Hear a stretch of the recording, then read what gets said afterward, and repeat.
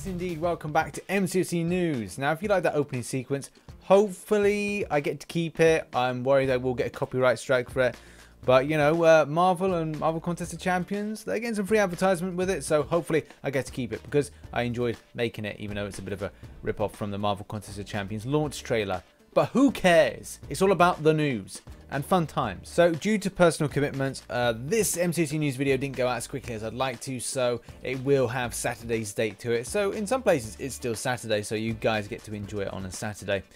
The next thing is that the news today will be a weekend thing, so it will kind of go over some news and also some comic book related stuff and promoting some other people within the community for work that they've done, all videos that I feel that the community might like to see. So without further ado, let's get into the news.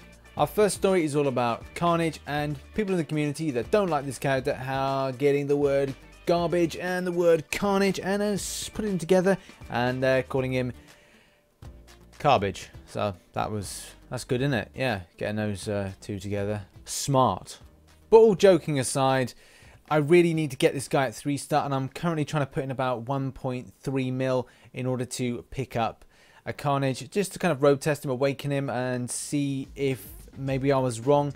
But saying that, in the MCOC mods video, and I do reiterate this so many times, I think my head hurts, that the way it was played in that video and the fact that maybe he wasn't running any mastery setups means that things like deep wounds and maybe, you know, things with suicides weren't amalgamated together to make a very kind of amazing champion.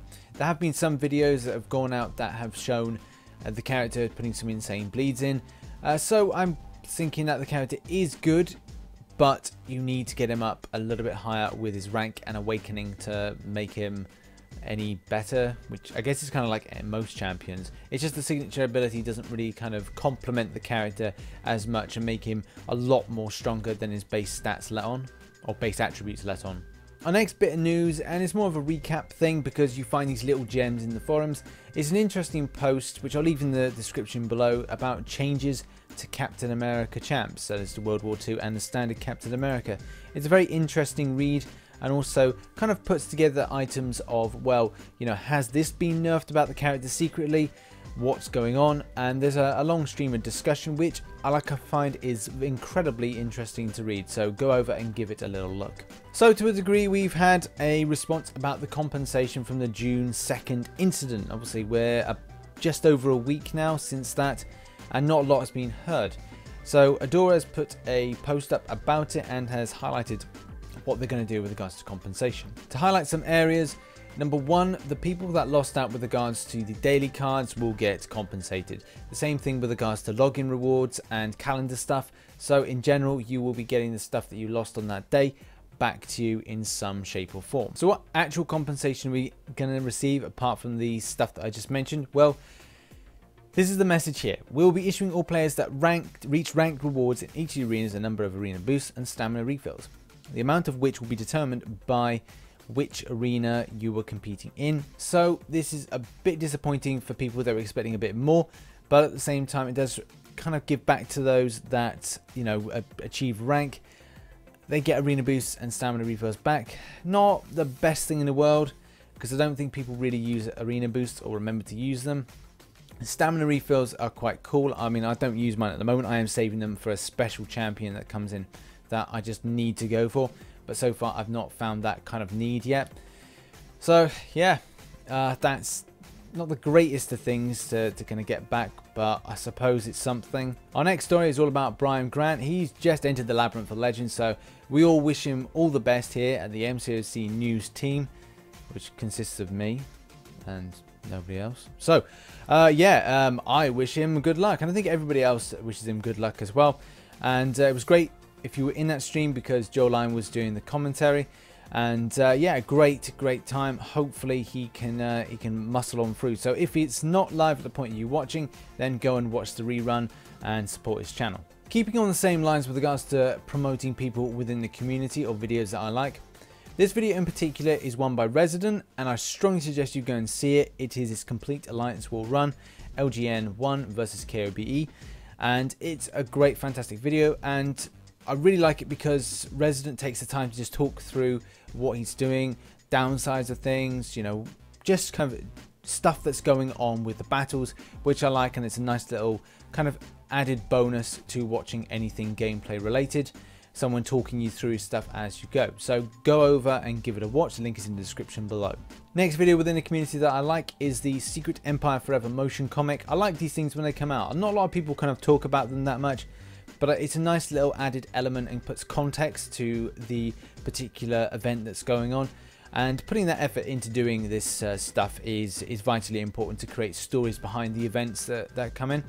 One thing that is a bit disappointing, and I really want Kabam to do this, is to give me a transcript of the events. So basically the story of the event, so that then I can narrate it and put something out to the community, which people are going to be able to, you know, just have a coffee, play the game and listen or something, and find out what's going on with the event. Like, not a lot of people do kind of click into that with the community.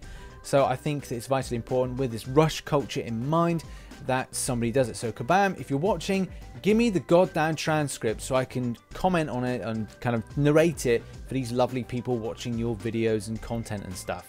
Now, it wouldn't be my channel without a shameless plug, and shameless plug I'm gonna do. And it's for my tier 4 class catalyst farming guide. If you're interested at a lower player level and also higher player level, then please go over and give it a watch. You may find out something that you didn't know. Also, it's better as well for lower players to get an idea where you should go as you kind of go up the ratings, and which avenues and alleyways you go in order to get those tier 4 class catalyst fragments and crystals and shards and all of those lovely things in between. Our final story isn't MCOC news, isn't Marvel related, but I think it's important that regardless if you're a Marvel fan or a DC fan, that you respect and honor a great man. And Adam West was a fantastic and great man. For his portrayal of, for me, one of the very first performances from a comic book coming to real life. This is what I saw when I was a kid. I used to come home and watch reruns of Batman. It used to be Saturday morning. I'd park myself up by the TV. I switch on channel 4 and there would be a rerun of an old Batman episode. And even though it was larger than life and it was very kind of camp for its time, I can imagine that in the 1960s being a kid and seeing this, you were just like amazed by it. The same way that we have grown up with more modern Batmans. For me, Michael Keaton and obviously Christian Bale is one that, you know, kids will relate to. Like young kid going like, I remember my first Batman.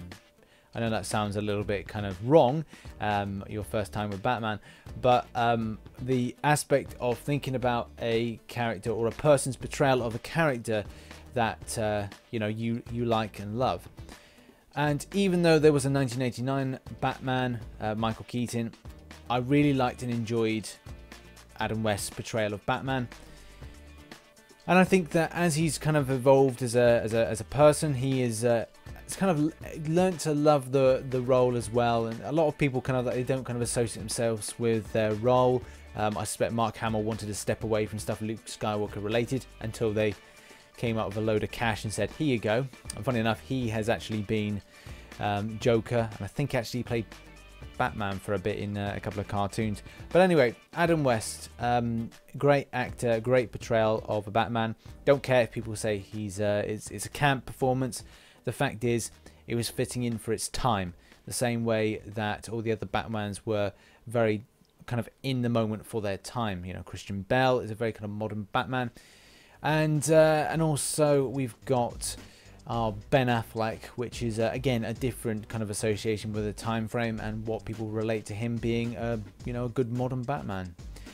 But you know, rest in peace, Adam West. So thanks very much for watching this episode of MCOC News. Not a lot has really happened in the community to really comment on, but there has been some fun things nevertheless. Make sure you go and watch those videos and give the channel support that they are attached to. And I shall see you on Monday for more MCOC news, because I'm going to take Sunday off because I've been doing this quite a bit this week. And I've got some more design work to do, so, and hopefully I don't get a copyright strike. That'd be wonderful, wouldn't it? So thanks very much for watching. I shall see you in another video. Bye-bye.